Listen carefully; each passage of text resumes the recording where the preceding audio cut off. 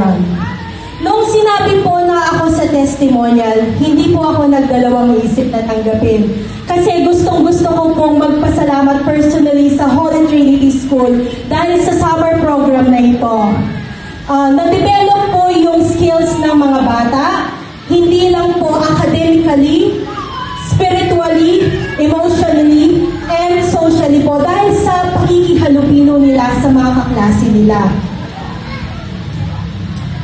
Bilang magulang, lubos po akong nagpapasalamat sa Holy Trinity School sa ligtas, mapagmahal at faith-centered na kapaligiran na binigay ninyo.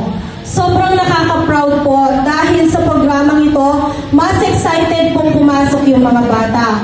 Share ko lang po yung anak ko, hindi pa po nagmumugyan, hindi pa nagtututbrush, pero susuot na niya yung bag niya at sasabihin niya sa akin na, Mama, punta na tayo sa school, mag-school na ako. Sabi niya ganon. At sa tuwing nandito po kami, mga 7:20, 7:30, excited po siyang pumasok. To the point na sarado pa po yung classroom, gustong-gusto na po niya mag-aral. At higit sa lahat, nabawasan din po ang paggamit ng gadgets at screen time dahil mas na-enjoy po nila ang pag-aaral at pakikisalamuha sa school.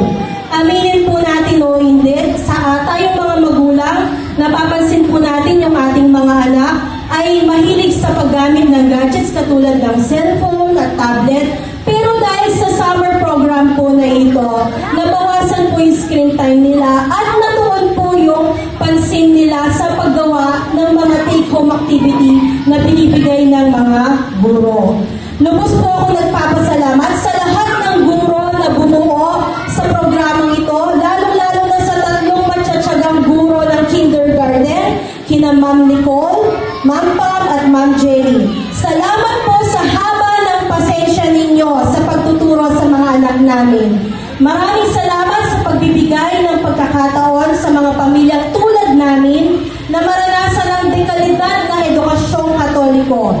Naway patuloy na pagpalain ng Diyos ang Holy Trinity School at lahat ng guro na bumubuo sa programang ito. Maraming salamat po, HTS.